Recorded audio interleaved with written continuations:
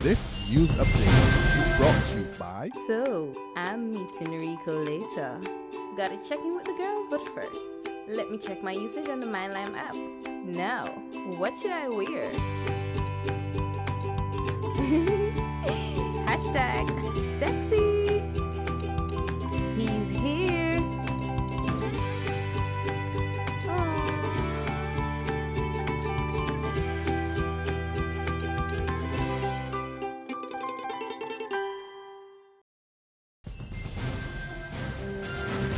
Welcome to the Barbados Today Afternoon Update for Tuesday, June 9th. Thanks for joining us. I'm Frenella Wedderburn.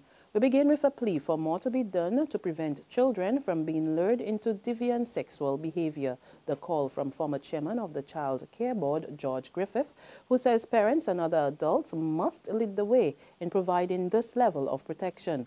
Griffith explained that children mature in different ways on entering secondary schools, and they must be educated early on the challenges that will confront them in order to avoid engaging in such behaviors. The retired executive director of the Family Planning Association made the comments as he addressed a Barbados National Coalition of Parent-Teacher Associations town hall meeting on the movement of primary school children to secondary schools last evening. So there's some children who will gravitate to children of the opposite sex, and they're the heterosexual that we talk about. And it is not necessarily a sexual relationship at that stage, but we tend to treat it as so. And that is one of the problems we face.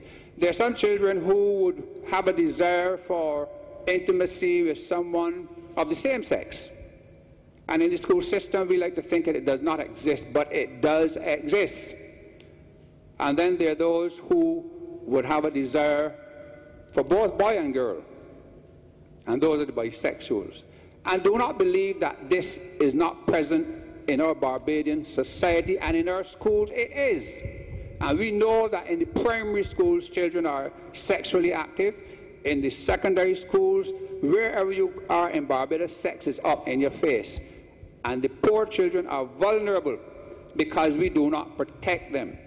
The closure of the Chalky Mount Primary School has nothing to do with its numbers, so maintains Education Minister Ronald Jones, who says the decision to condemn the St. Andrew institution was not taken because it houses 105 students, but in their best interest and that of their teachers and other ancillary staff.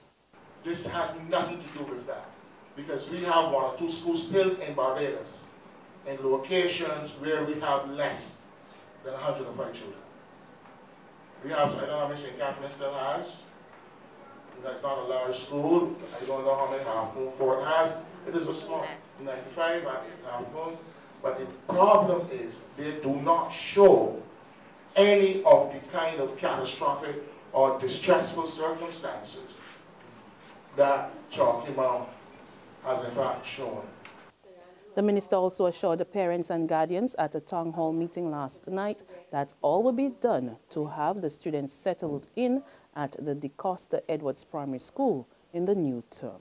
I want you to work with us to ensure the safety of these children in the first instance and teachers, and then to ensure their education over the years for those who are currently in and for those who will be coming in the future.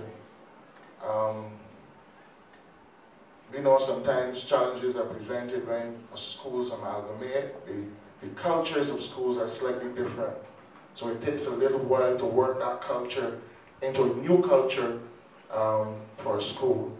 But we stand ready, along with who will be principal and those teachers who will be there, to help work the environment so that there's a quick settling down of the entire school at DeCosta Edwards at this time. Meantime, the president of the Barbados Secondary Teachers Union is calling for the Combermere School to remain closed for the remainder of the school term. And that's not all. Mary Redmond has ordered members not to return to work until they are sure that the environment at the Waterford institution is safe.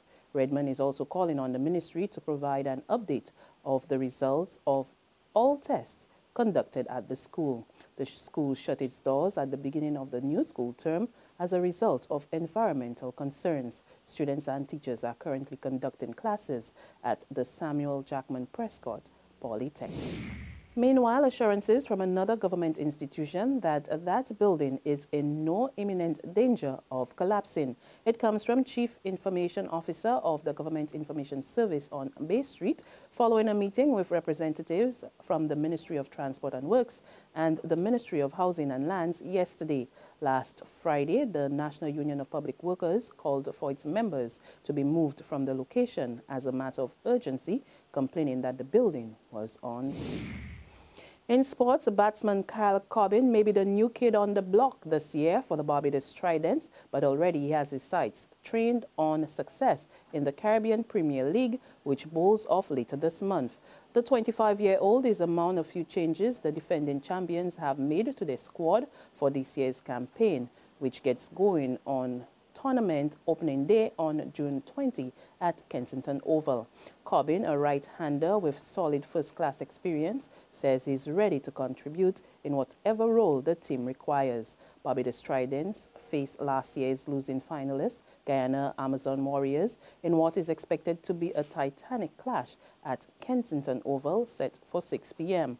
The game is one of 4 scheduled for the Barbados leg of the CPL, with the Tridents clashing with 2013 champions Jamaican Talawas on June 23, Trinidad and Tobago's Red Steel on June 25, and new franchise St. Kitts and Nevis Patriots on June 27. There's regional and international news after this short break. Secure your future, be financially strong. Since 1983, we have been there for you. A smart range of products, great tax benefits. We're the solution to your hopes and your dreams. The Barbados Workers Union Cooperative Credit Union. The Barbados Workers Union Cooperative Credit Union. Humble beginnings to smart loans, smart savings. Save smart and borrow smarter. That's the move for me. Stability, prosperity. We're the solution to your hopes and your dreams. The Barbados Workers Union Cooperative Credit Union. The Barbados Workers Union Cooperative Credit Union.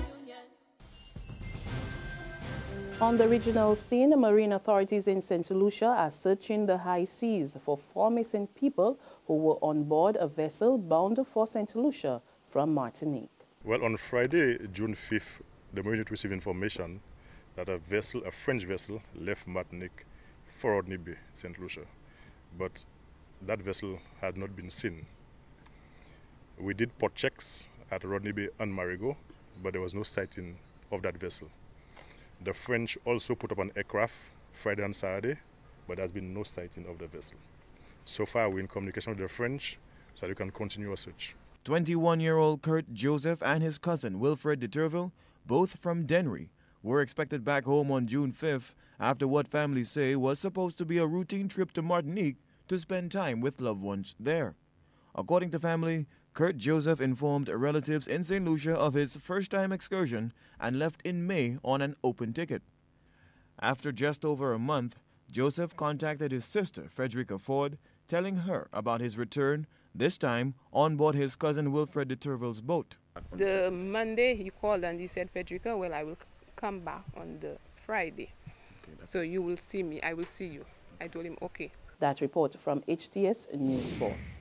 And finally, on the international scene, a United States judge orders the release of a prisoner who has been in solitary confinement for over 40 years. 68-year-old Albert Woodfox, who was locked up since April 1972, charged with killing a guard during a prison riot, is set to be released soon after a Louisiana judge banned prosecutors from pursuing a case against him for the 3rd time.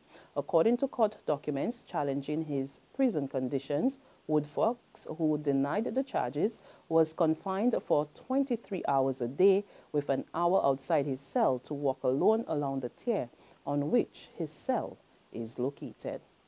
And on that note, we come to the end of our afternoon update, but you can join us again this evening. Until then, remember to log on to www.barbadostoday.bb, subscribe to our e-paper, our email updates, and like us on Facebook. You can also catch us on Izumi Media in bus terminals or screenplay at supermarkets and gas stations near you. We're also on Channel 101 online TV and Mix 96.9 FM. I'm Fernella Wedderburn to continue to enjoy your day.